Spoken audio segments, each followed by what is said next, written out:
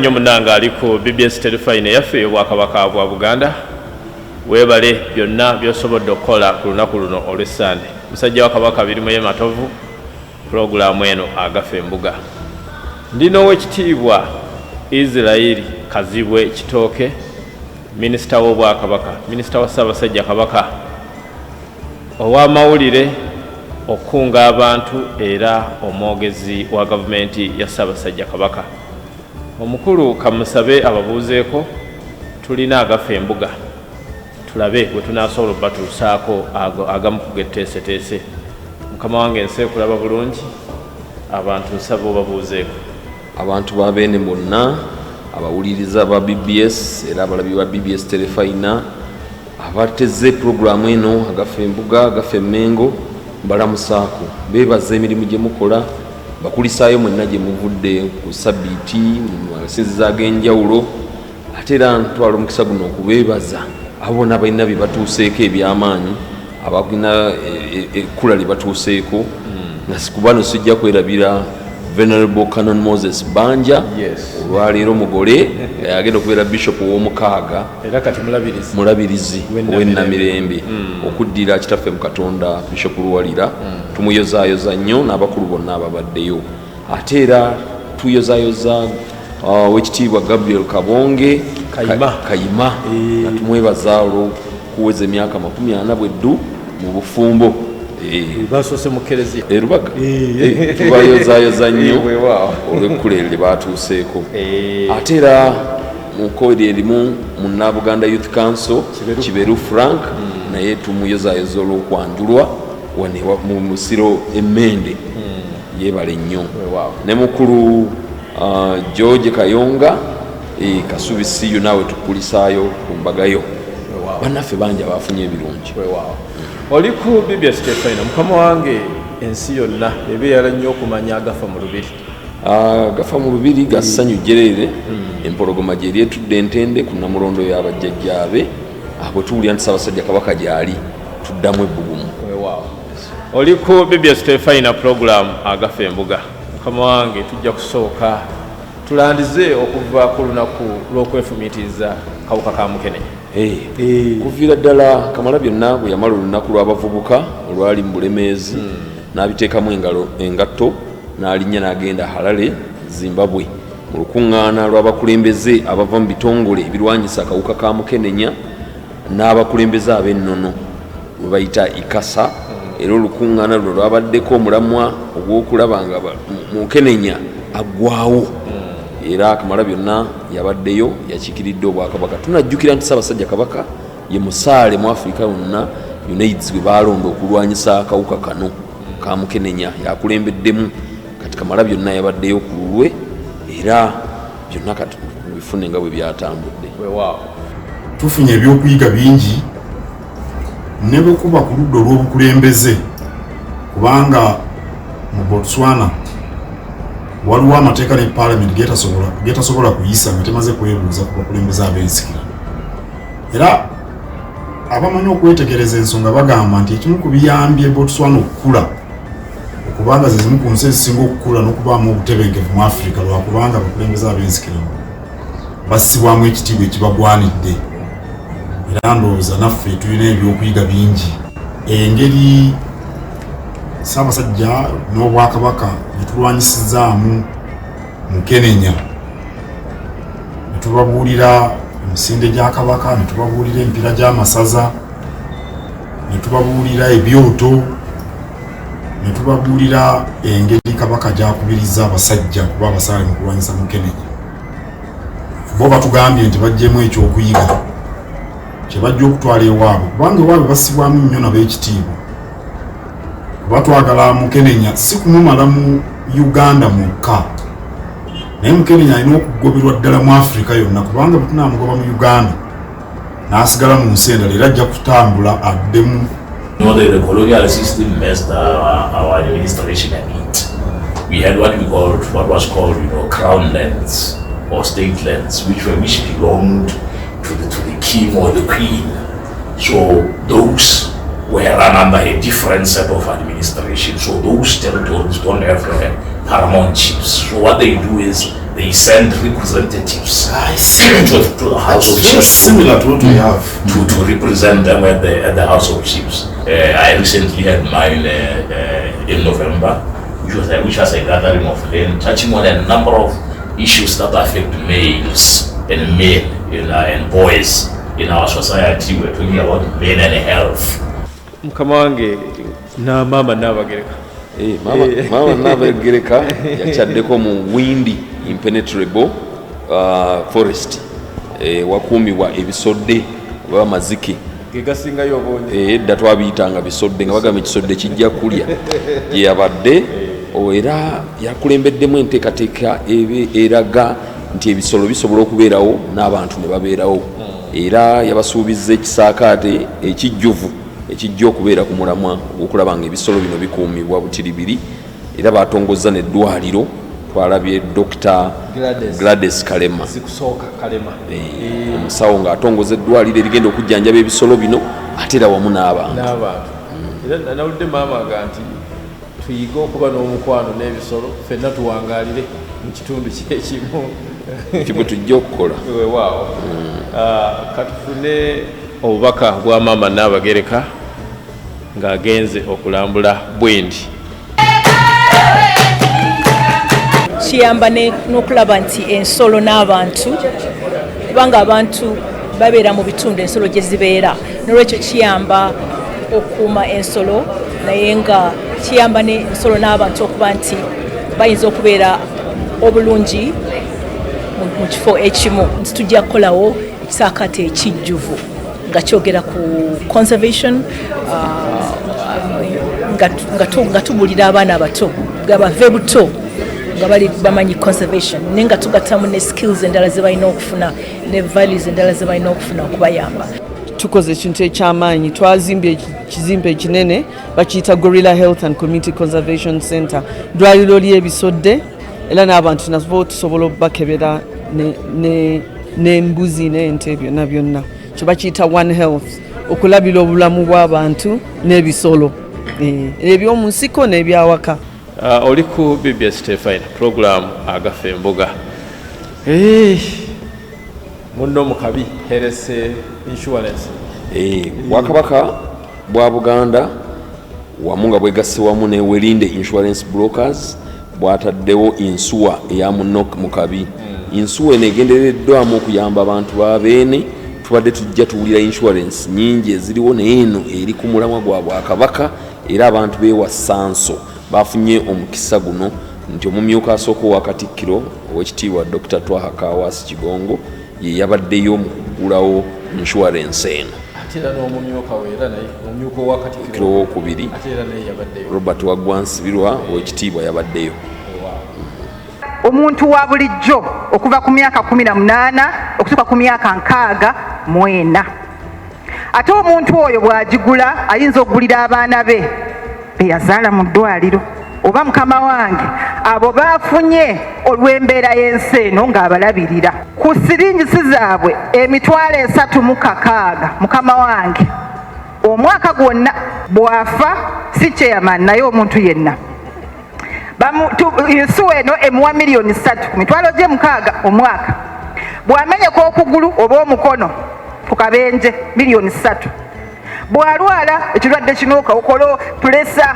critical illness $3,000,000 bwe bamuwa ekitande ennaku ziri zengambye mukama wange 3 mitwalo 5 tuwa obuyinza n'obuvunaanyizibwa mu nkola eya federo okutuusa ku bantu ebyobulamu ebya bulijjo gye tutongoza olwaleero munno muki ekyo kigambo kipya mu matuugo munno mukabiyaani ye munno ddala ekyo kigambo si kipya twakirina era tukirina. Insurance etambulira ku bantu abangi ate ng'abantu ba bulijjo nga munno mukabi era tunagiggumiza tujja kutambula bulungi. Gavumenti ya Ssaabasajja erese ebintu bingi nnyo gye muli ne mubyeyunira njala obbasaba ne Yinsuwa ebakwatako kubanga tekijja kusoboka mwe kukiika mbuga na luwalo kulima mmwanyi kanika boda boda nga muli balwadde oba nga abaana balwadde. Mukama wange wiiki yonna ebadde yakugaba musaayi ow'ekitiibwa Margaret Nantayi Kafeero Luweekula twamulabye emabegakaawo waliwo enkola ey'okugaba omusaayi naye neeyimirira okuva ekirwadde ky'Ebola bwe kyajja mu Buweekula naye ku luno bagitukkiza eddemu era omukulu Luweekula yabaddeyo naye ekyenjawulo okugaba omusaayi kuno twalabye bannaddiini nga bavaayo bangi twalabye district card nga wavuddeyo wa Mitiyana Sheikh Kasaliko yabadde musaale nnyo mu kugaba omusaayi twalabye Bishop w'Ekiyinda Mitiyana omulabirizi nga naye avuddeyo mu kugaba omusaayi n'abantu babeene bangi nnyo era basanyukidde enkola eno okugaba omusaayi kubadde kwa wiiki nnamba era ebifaananyi byo nga bwe mu biraba naye katufune ku bubaka obwabamu ku bakulembeze naddala banaddiini nga beetabye mu kugaba omusaayi guno tweyanze nnyo tweyanzeege bakadde baffe ne bwaba muzaddewo nga mulwadde banguwa okumuteekako omusaayi ne bwaba mwanawo nga mulwadde banguwa okumuteekako omusaayi ate gwe yagaba omusaayi bwe gukugwamu ate gwe kiba kirala n'olwekyo naalisabye buli omu waali ajje adduukirire omulanga gwa baffe olwaleero kyokka baffe yagambye essaza erinasinga lyakuweebwa ddwaliro abange twabayiwe ku eddwaliro tetulyagala n'alisabye buli namuweekula ajjagaba omusaayi eddwaliro eryo tulyewangulire omusaayi gwali guweddewo mu Uganda kabaka neyenyigiramu era yenyigiddemu era nange mbagamba abasobola n'okuwaayo leero omusaayi mugwe be like this young man Ronald alina engulu eno mukolere ebintu bino bisoboka tewaliwo factory ya musaayi fe factory yaki mumanye engeri gye mweyisaamu mugenda kukula batandika okunoonyereza gye wava mu nvubuka biki bye wakulanga bikufiirize okufuuka meeya okufuuka MP okufuuka minisita omusaayi tuguweerayo bwereere era tusaba bakuteereko bwereere kasita gubanga mulamu nga baguyisizza nga guyise okugenda okuva mu byuma ebikebera omusaayi ogwo naye basawo tuli beeraliikirivu nnyo mutuyambe tuwa omusaayi gwe tuwaayo nga twagala era ne twebaza beene ffe nga bannaddiini otukkiriza okubeerako mu Kabaka Foundation nga tukubiriza abantu be nga twegattira wamu n'abaami ba Ssaabasajja Kabaka ab'amasaza tubeere nga tuli kyakulabirako eri abantu be. Bwe twagenda e Buddu twafunayo omwami yali wa myaka 8 najja n'agamba nti nze nziza okugaba omusaayi gwa Ssaabasajja Kabaka nga mukama wange emyaka nga tegikusobozesa n'agamba kati mwagala Ssaabasajja Kabaka agambe nti najeemye munzijeeko ebinaddako tunaabiraba naye nga sijeemedde ekiragiro kya Ssaabasajja Kabaka nolwekyo neebaza nnyo beene ate era mu kkoodi erimu Emitiyana owekitiibwa Kawuki ne Bishop owekitiibwa Joseph Kawuki minisita wa gavumenti ez'ebitundu n'entambula y'abeene wamu ng'awerekeddwako owekitiibwa Amis Kakomo Hajja Amis Kakomo oyo omumanyi minisita ow'ebyobusuubuzi bulimi buvubi nga bali wamu ne Bishop Ziwa ow'Ekiyinda Mitiyana bagabye ente 12 okulaba nga abantu babeene mu ssaza eryo bava mu bwavu era tulabye omukolo ogw'amaanyi nga ekereziya yegasse wamu n'obwakabaka bwa Buganda ate mu kuwa abantu baagaye nti bakatuliki bonna baabawadde ente ezirabika obulungi ate era babatukizza n'okuddamu okulima emmwanyi. Tukomye endowooza enkyamu ku bannaffe osookedde ku mawanga olega nti bagundi bali bwe bati bagundi nze bantama bagundi bali bwe bati 231 tunaba tuweza emyaka 5 ebyenfuna byaffe binaaba biri bitya atwala ente eno gitwale naawe n'ekirowoozo ekyo ozimba amakaago ozimba ekyalo kyammwe twagala okusitula omutindo gw'emmwanyi mu kitundu kyaffe kino Kiyinda Mityana Ssaabasajja yatugamba nti tulime netweka essira ku mmwanyi ate tutweka essira ku mmere tubeere n'emmere etumala tubeere n'emmere etwala mu maka gaffe ate tubeere n'emmere gyetutwala mu katale okutundako. Munnakalungu omusajja wa Kabaka birimu ematovu mwendi mu pulogulaamu agafembuga ndina owekitiibwa Israel Kazibwe Ekitooke minisita w'obwakabaka ow'amawulire okukunga abantu era omwogezi omutongole owa gavumenti eno e Bulange e Mengo pulogulaamu agafembuga owekitiibwa watikkudde oluwalo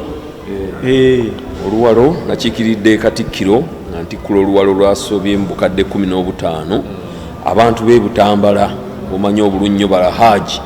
bakiise embuga okuva mu magombolola ag'enjawulo era n'abalemeezi nga n'abakyala balyannaka nabo babaddewo ekyansanyudde ennyo nti abantu b'e Bulemeezi bazze mu bungi era bawerekeddwako basheeka ab'enjawulo ne baleeta oluwalo olwo mu bye bayogedde balina kibbattaka kingi kiri mu Bulemeezi kiri mu Butambala ekimera kyabwe ekyo ekyentangawuzi beeyesse nnyo ate era balina n'ekimera kyabwe ekikyabasumbuwa ky'omanyi obulungi ennyo ekyamayirungi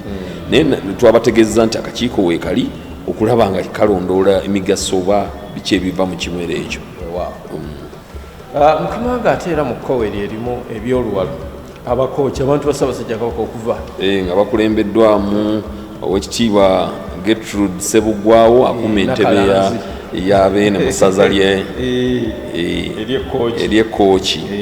owekitiibwa Cotilida Nakate minisita w'ebyenkulaakulana mu bwakabaka bwa Buganda n'ofiisi ya maama Nnabagereka yakiikiridde Katikkiro era oluwalo lwabadde lulungi ddala owekitiibwa Joseph Kawuki naye yabaddewo minisita wa gavumenti ez'ebitundu nayebaza abakooki bano n'abeebaza obumu okwagala kwe balaze mu mbeera ey'okusoomooza naye ne bavaayo Ekkooki ne bagamba ffe tugenze kukiika mbuga twebaza nnyo ak'ensusso omwami akuuma entebe eyo Gertrude Sebugwawo obuvumu bwakuyolesezza n'abantu b'Ekkooki amaanyi ge bakulaze obalaba ne mu mipiira egy'amasaza bo bagamba tuli ku Ssaabasajja Kabaka tewali kibayugula ttama eri kibayugula ttama era tutambulira awo weewaawo katufune obubaka bwonna obw'oluwalo oli ku BBS Terefayina. Njagala okwebaza mwenna abazze obutatulekerera bulijjo era mbagamba nti Omuganda agamba nti akasuka omumiro tekakola ki ate tutandikira okuwummula si kutuuka. Naye njagala okubategeeza ekituusa omuntu okulya n'abaami bubeera buntu bulamu. Njagala tukwase ekigambo ky'eddiini abaana tukibakwasa obutakita. Tuyina okuyigiriza emirimu okugyagala okusooka omwana akule ng'amanyi nti ayina okuyiga emirimu ayina okugyagala tayininda kumusindiikiriza kwegamba omwana ne yeekubiriza yekka. Abamu mulina emirimu emirungi egy'obukugu egitendeka abaana obukugu kwegamba emirimu egyo egy'ekikugu mu luwummula muno nagyo mugibakwase. Ekinazza Buganda ku ntikko awamu n'okugikuumirayo bwe bumalirivu ng'ab'Ekkooki bwe boolesa obunyiikivu okunywerera ku ebyo bye tukkiririzaamu ate n'okubyenyumirizaamu okwenyumiriza mu Buganda yaffe. Katikkiro njagala okukutegeeza nti awabeera abangi ate nga bandowooza za njawulo tiwabulawo bisoomooza naye ffe ab'Ekkooki ebisoomooza twabifuula opportunity oba mikisa era nitubyesonyiwa ensonga zonna tuzisadde mu nkola naye ensonga nnamba emu y'okukuuma Nnamulondo tugikwasiza maanyi ag'ensusso watali kutiisibwatiisibwa watali kutiirira Ssaabasajja Kabaka. Kutuusa okusiima kwaffe eri Ssaabasajja Kabaka olw'okusiima n'atuwa entambula eya pikipiki era ssebo kati emirimu tugitambuza kannabwala. Katikkiro twagala okutuusaako amawulire nti emirimu gya Kabaka tugitambuza era we twogerera giri wansi ku butongole ekibadde tekiriiwo okumala ebbanga. Mukama wange kulisaayo jjajjaffe omutaka Namwama. Jjajjaffe omutaka Namwama Augustine yabadde akyaliddeko abazzukulu ab'e South Africa era bamwaniriza balina ekibiina kyabwe ekiyitibwa Gwanga Mujje naye nga kigoberera nnyo ebifa mu kika kyabwe ennono era yabadde mutongole tumukulisaayo nnyo jjajja. Weewaawo Mukama wange ne Ssebwana yafundikidde okulambula abaami b'emidukano batuuze namulabyeko egusi owekitiibwa Kisiiriiza yayolekedde eryato nga tataddeeko na life jacket kubanga alina okukola emirimu gy'abeene yadde n'enkofiira ey'omujunga n'ayolekera eryato n'agenda mu bussi okusobola okutuuza abaami tumukulisaayo nnyo n'obuvumu obwo life jacket tezinnatuukayo ku mwala awo ate era n'abavubuka beetabye mu kwongera okubangulibwa ku kirwadde ekisujja gwa nsiri abantu balwala abantu bafa omusujja gw'ensiri tumanyi bulungi nnyo nti olina okusula mu katimba k'ensiri olina okusaawa ewaka newabeera nga wayonjo omuddo tegukuza amazzi ne gatalegama kati abakulembeze mu bwakabaka bwa Buganda basomeseddwa mu mitendera egy'enjawulo nga bali wamu ne gavumenti eyawakati ku ngeri gye basobola okulwanyisaamu omusujja gw'ensiri ate nabo baddeyo basomese abantu b'abeene abalala. Mukama wange akadde kafundikira nsaba wewumbewumba ensonga zino mugafe embuga bannaye tubeebaza nnyo bannaffe mwenna nga bwenkonyeeko ebirungi byabadde bingi nnyo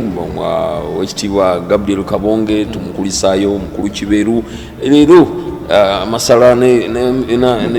n'empombo zabadde nnyingi n'abafunye ezzadde abantu b'abeene bonna tubakubiriza okwongera okukola tubaagaliza sabbiiti ennungi bakole n'okwongera okubeera bawulize erinyi Namulondo Ssaabasajja Kabaka awangaale. Munzikirize amawulire agafa embuga gafundikirira akadde keekaako beebaza okwekuumira ku BBS Terefayina Sajja wa Kabaka Birimu Matovu Katonda abakuume Ssaabasajja Kabaka awangaale.